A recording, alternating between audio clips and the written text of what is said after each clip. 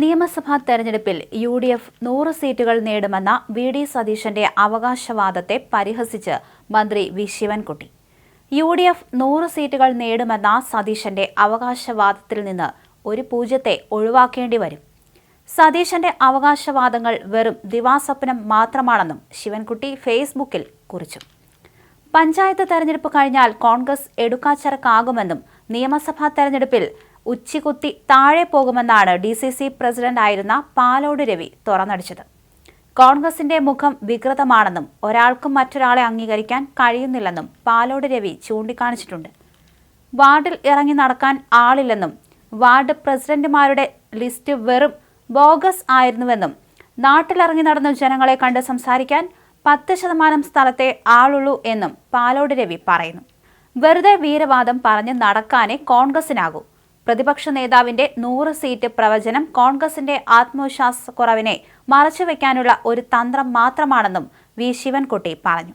അതേസമയം തെരഞ്ഞെടുപ്പ് കമ്മീഷനെതിരെ ഗുരുതര ആരോപണവുമായി പ്രതിപക്ഷ നേതാവ് വി.ഡി. സതീശൻ രംഗത്തെത്തിയിരുന്നു.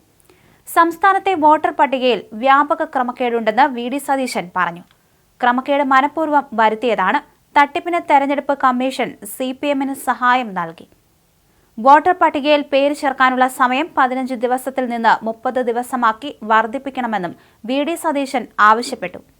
CPM അംഗങ്ങളുടെ സഹായത്തോടെയാണ് പട്ടിക തയ്യാറാക്കിയത്. ഒരു കാലത്തും ഇല്ലാത്ത നിബന്ധനയാണ് ഇത്തവണത്തേത്. 15 ദിവസത്തിനുള്ളിൽ എങ്ങനെ വോട്ടർ പട്ടിക പേര് ചേർക്കുന്നതിനുള്ള ദിവസം? ഇതെങ്ങനെ സാധ്യമാകും? വോട്ടർ പട്ടിക പുതുക്കുന്നതിനുള്ള സമയം നീട്ടണം. 30 ദിവസം ആകണം. തെരഞ്ഞെടുപ്പ് കമ്മീഷൻ നീതിപൂർവമായി അല്ല പ്രവർത്തിക്കുന്നത്. പോളിംഗ് ബൂത്ത് കുറച്ചു, രാത്രി വൈകിയാലും വോട്ടിംഗ് തീരില്ല, നിയമപരമായി നേരിടും, പ്രതിപക്ഷ നേതാവ് പറഞ്ഞു. അതേസമയം വി.ഡി. സതീശനെ അധിക്ഷേപിച്ച് SNDP യോഗം ജനറൽ സെക്രട്ടറി വെള്ളാപ്പള്ളി നടേശൻ രംഗത്ത് വന്നു. സതീശൻ അഹങ്കാരത്തിന്റെ കൈയും കാലും വെച്ചിരിക്കുന്നുവെന്നും ഈഴവന്റെ ബുദ്ധിയെയാണ് ചോദ്യം ചെയ്യുന്നത് എന്നും വെള്ളാപ്പള്ളി വിമർശിച്ചു. ശ്രീനാരായണ ഗുരുധർമ്മം സതീശൻ തന്നെ പഠിപ്പിക്കേണ്ട എന്നും അയാൾ വിചാരിച്ചാൽ ഒരു മരപ്പട്ടിയെപ്പോലെ ജയിപ്പിക്കാൻ പറ്റില്ലെന്നും വെള്ളാപ്പള്ളി ആഞ്ഞടിച്ചു. സതീശന്റെ മണ്ഡലമായ പറവൂരിലെ SNDP പരിപാടിയിലായിരുന്നു വെള്ളാപ്പള്ളിയുടെ വിമർശനം.